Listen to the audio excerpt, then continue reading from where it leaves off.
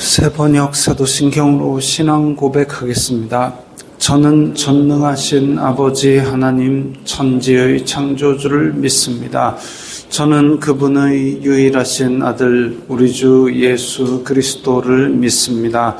그분은 성령으로 잉태되어 동정녀 마리아에게서 나시고 본디오 빌라도에게 고난을 받아 십자가에 못 박혀 죽으시고 장사된 지 사흘 만에 죽은 자 가운데서 다시 살아나셨으며 하늘에 오르시어 전능하신 아버지 하나님 우편에 앉아 계시다가 거기로부터 살아있는 자와 죽은 자를 심판하러 오십니다. 저는 성령을 믿으며 거룩한 공교회와 성도의 교제와 죄를 용서받는 것과 몸의 부활과 영생을 믿습니다. 아멘. 거룩하신 하나님 아버지 감사합니다.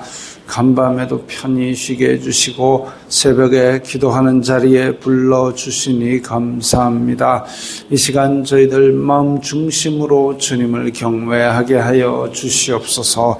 예수님 이름으로 기도드리옵나이다. 아멘. 찬송가 484장입니다.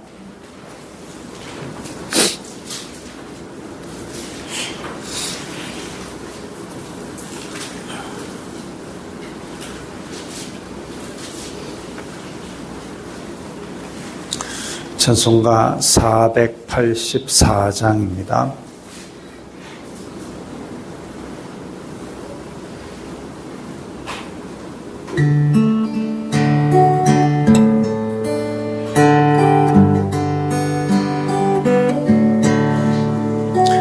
내 맘에 주여 소망 되소서.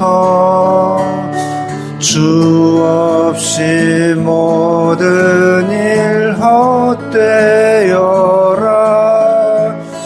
밤에나 낮에나 주님 생각, 잘 때나 깰 때 함께 하소서. 지혜의 주여 말씀으로서 언제나 내 안에 계십소서. 주는 내 아버지 나는 아들. 주 안에 내가 늘 함께하네. 세상의 영광 나 안 보여도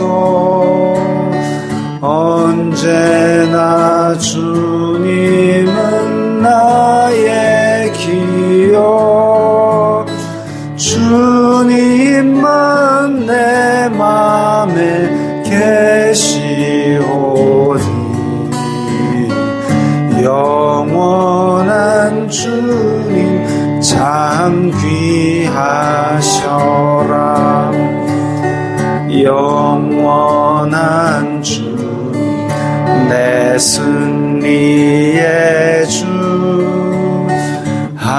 하늘의 기쁨을 주옵소서. 어떠한 고난이 닥쳐와도 만유의 주여 소망 되소서.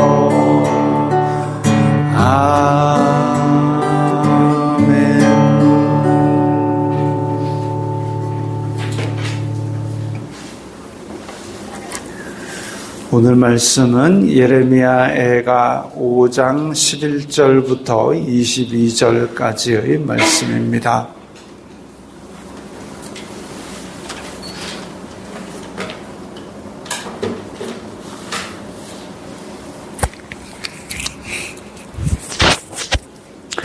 예레미야애가 5장 11절부터 22절까지의 말씀 함께 읽겠습니다. 대적들이 시온에서 부녀들을, 유다 각 성읍에서 처녀들을 욕보였나이다. 지도자들은 그들의 손에 매달리고 장로들의 얼굴도 존경을 받지 못하나이다. 청년들이 맷돌을 지며 아이들이 나무를 지다가 엎드러지오며 노인들은 다시 성문에 앉지 못하며 청년들은 다시 노래하지 못하나이다.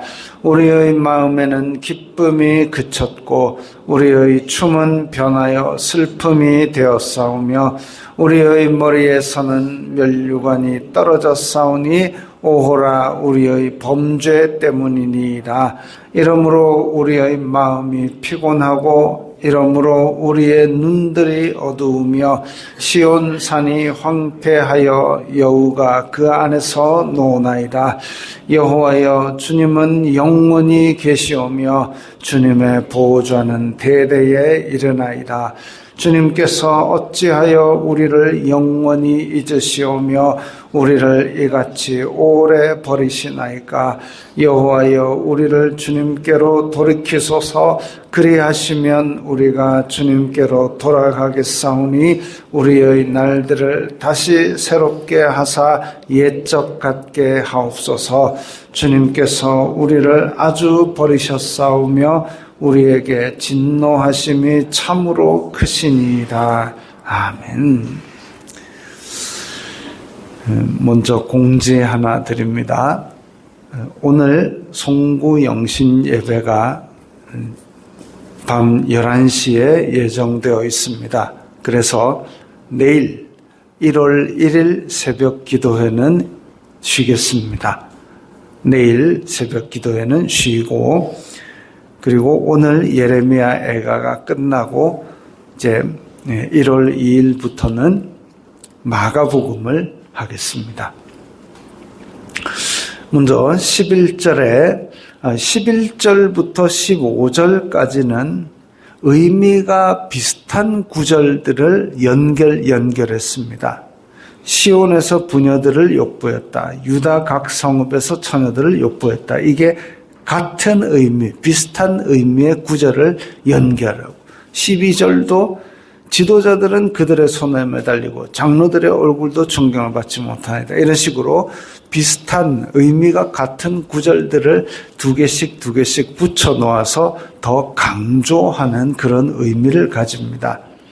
11절에 있는 대적들이 들어와 가지고 시온에서 부녀들을 또 각 성읍에서 처녀들을 욕보였다. 이 지금 나라가 치안이 엉망진창인 거죠.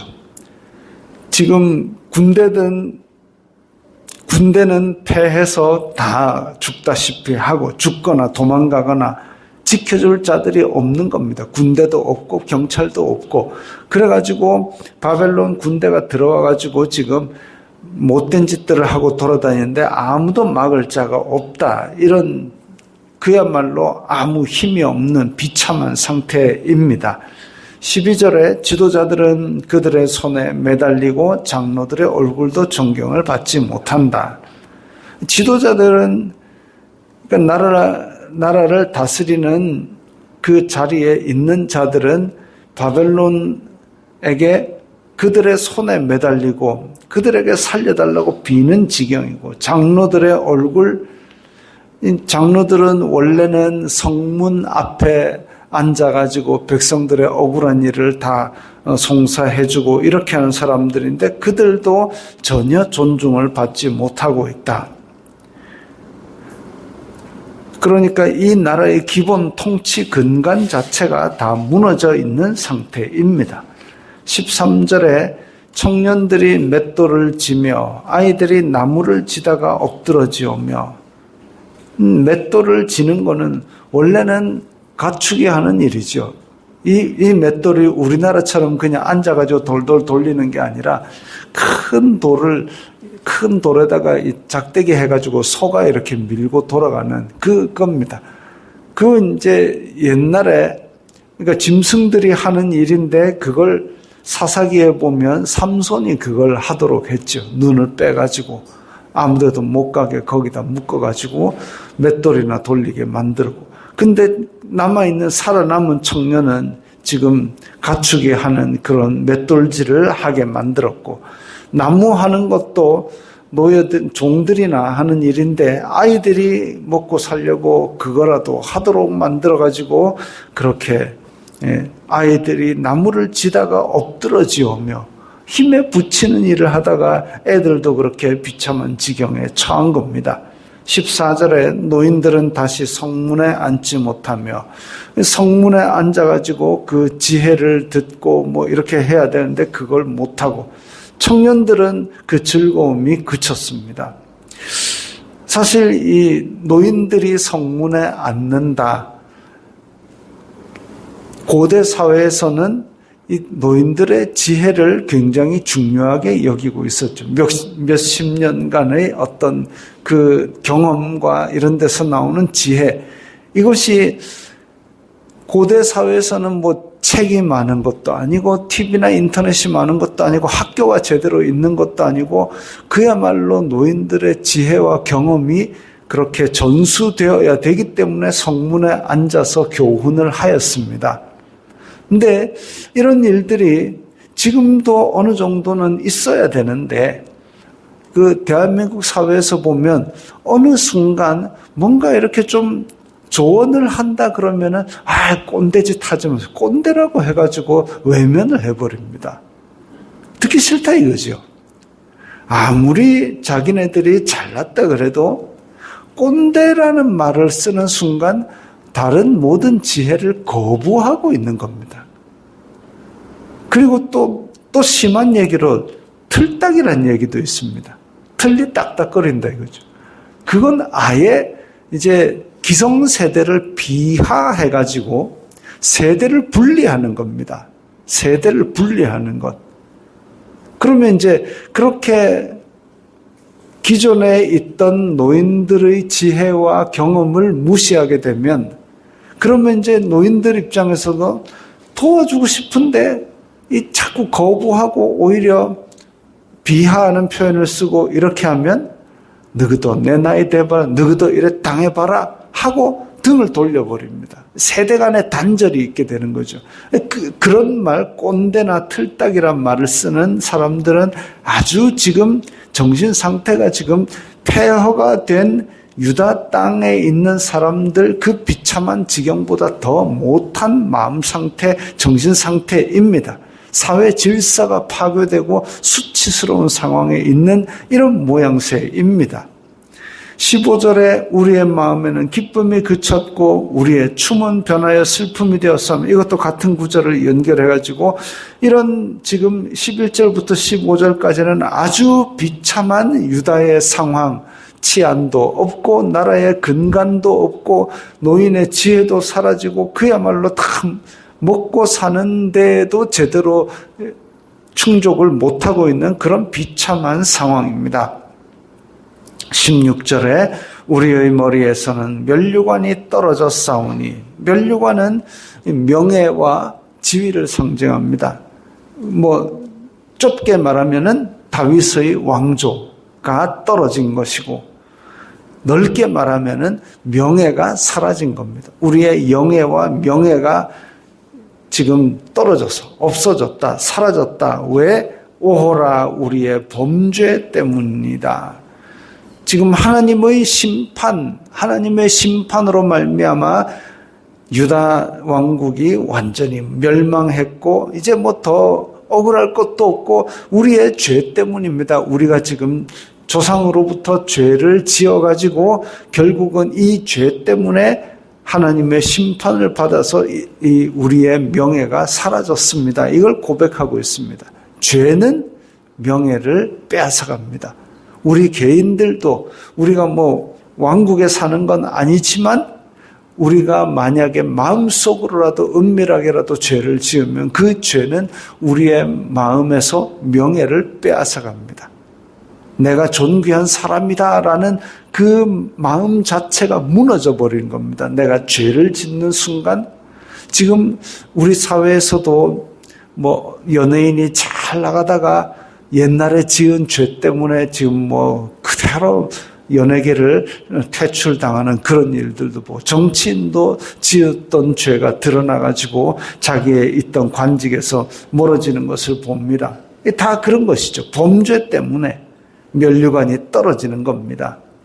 이러므로 우리의 마음이 피곤하고, 이러므로 우리의 눈들이 어두우며, 그래서 이런 죄들 때문에 우리가 몰락하게 되면 마음이 피곤하고 눈들이 어두워지고 시온산이 황폐하여, 이게 다 하나님의 정당한 심판으로 말미암아 그렇게 일어난 일들이죠.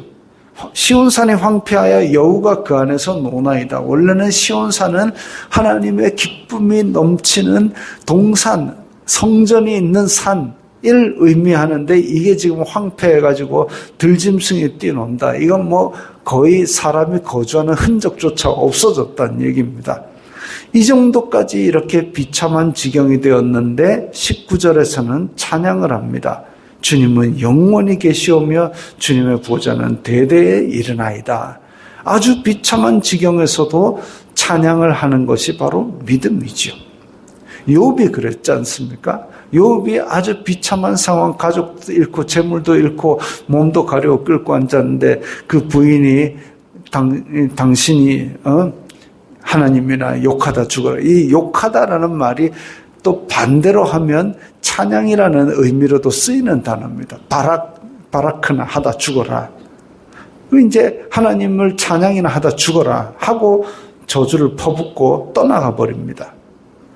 우리가 고난당한다고 해서 하나님의 통치가 없는 건 아니죠. 우리가 고난당한다고 해서 하나님의 영광이 없는 건 아닙니다. 구름이 끼고 장마가 져도 위에서 해는 여전히 이글이글 불타고 있는 것처럼 하나님은 영원히 계시고 하나님의 통치는 대대에 이르고 있다는 걸 고백하면서 우리가 그 통치 안에서 자비를 얻기를 간구하는 거죠. 그게 믿음입니다. 주님께서 어찌하여 우리를 영원히 잊으시오며 우리를 오래 버리시나이까. 지금 상태는 죄로 인하여 심판을 받아서 우리를 하나님께서 돌봐주시지 않는 것 같은 비참한 지경이라는 건데, 그게 자력으로 구제는 못한다라는 고백이죠. 지금 이 20절은 우리 스스로는 이 비참한 지경에서 일어날 수가 없는데 하나님께서 베풀어 주신다면, 남유다 왕국이, 이스라엘 사람들이 다른 나라 백성들보다 수가 많은 것도 아니고 힘이 강한 것도 아닌데 이 가나안 땅을 차지하고 살아가고 있었던 것은 오직 하나님의 은혜였습니다. 이제까지 살아왔던 것이 전적으로 하나님의 은혜였습니다. 그런데 이제껏 베푸신 은혜를 배신하고 우상을 섬겼기 때문에 지금 이 비참한 지경에 처했사오나 우리는 자력으로 구제를 못하는 상황입니다. 이 말이 바로 어찌하여 우리를 잊으셨습니까? 이겁니다. 이제는 다시 기억해 주세요. 옛날 아브라함과 이삭에게 베푸셨던 언약을 기억하시고 돌려주세요. 이런 말도 이제 그 다음에 나와줘야 되는데, 여호와여 우리를 주님께로 돌이키소서. 원인은 이제까지 베푸신 은혜에서 우리가 떠나간 거죠. 그걸 우리 스스로는 못 돌아오니까 우리를 주님께로 돌이켜 주세요. 그것조차도 하나님의 은혜다라는 것을 고백하고 간구하는 겁니다. 우리의 날들을 다시 새롭게 하사 옛적 같게 하옵소서.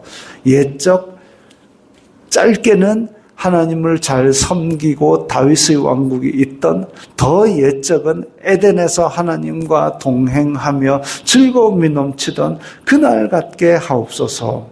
그리고 우리의 미래는 예수 그리스도로 말미암아 이제 다시 그 에덴에서의 기쁨과 하나님과의 동행이 회복되는 것이죠. 그 하나님 나라를 꿈꾸며 간구하고 있습니다.